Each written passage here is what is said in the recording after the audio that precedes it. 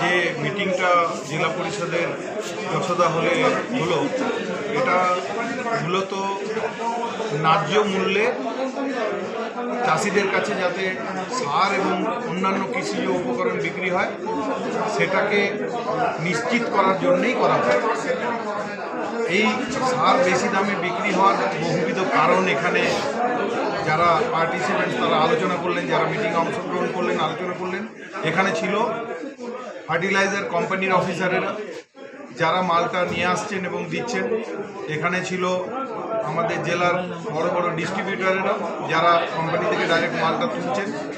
এখানে ছিল হোলসেলাররা যারা আর কি মালটা ডিস্ট্রিবিউটারের থেকে রিসিভ করেন।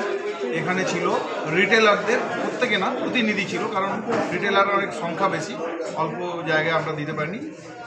তো সবার নিজস্ব যা তার সমস্যা সেই কথাগুলো তারা বললেন। আমাদের জেলা পরিষদের এডিএম স্যার ছিলেন, উনি আমাদের জেলার কৃষি বিষয়ক ব্যাপারটা দেখেন। আমাদের জেলার তরফ থেকে আমাদের কৃষি দপ্তরের অফিসাররা ছিলেন, ওসি এগ্রিকালচার ছিলেন।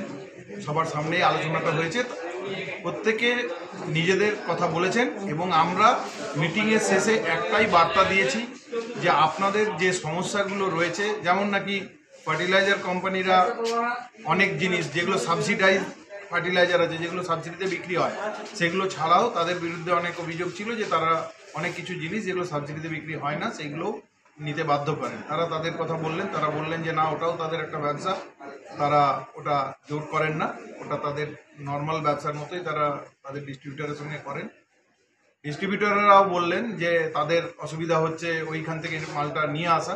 আমাদের জেলার একটা খুব বড় সমস্যা যেটা মালদা থেকে এখানে আনতে হয়, প্রতি কেজিতে গড়ে 1 টাকা করে ট্রান্সপোর্ট চার্জ লেগে যায়, তার জন্য অনেকটা দাম বেড়ে যায়। তারপরে তার হ্যান্ডলিং চার্জ আছে, তারপরে রিটেলারের কাছে যায়, তার প্রত্যেকটা স্তরে কিছু মার্জিন থাকবে, হোলসেলারের মার্জিন, রিটেলারের মার্জিন, এই করতে করতে দামগুলো বেড়ে যায়।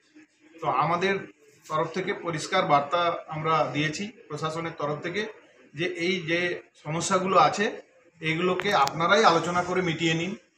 যদি মিটিয়ে নিতে না পারেন তাহলে কিন্তু এই ব্যবস্থা আর চলতে দেওয়া হবে না। ভবিষ্যতে এটা একটা এসেনশিয়াল কমোডিটি, এটা অত্যাবশ্যকীয় পণ্য, সেই আইনে পড়ে। আমরা কিন্তু অ্যাডমিনিস্ট্রেটিভ অ্যাকশন অনেক নিয়েছি, অনেক আমরা আইডি ক্যান্সেল করেছি, মানে লাইসেন্স ক্যান্সেল করা হয়েছে তিনজনের। আমরা ডিস্ট্রিবিউটারদের সাসপেনশন করেছি এবং তাতেও যদি কাজ না হয় তাহলে আমরা লিগাল অ্যাকশন অর্থাৎ এফআইআর করতে বাধ্য হব। সেই জায়গায় যাতে আমাদের না যেতে হয় তার পরিষ্কার বার্তা আমাদের জেলা প্রশাসন এবং জেলা কৃষি প্রশাসনের তরফ থেকে ওনাদের সব পক্ষকেই দেওয়া হয়েছে। আশা রাখবো যে ওনারা এই মিটিংয়ের যে আলোচনা হলো সেই আলোচনা মোতাবেক দামটা যাতে চাষি যাতে সাবসিডির সুবিধাটা থেকে বঞ্চিত না হয় সেটা ওনারা দেখবেন, এই আশা রেখে। বিভিন্ন সময় দেখা গেছে যারা মালটা নিয়ে আসার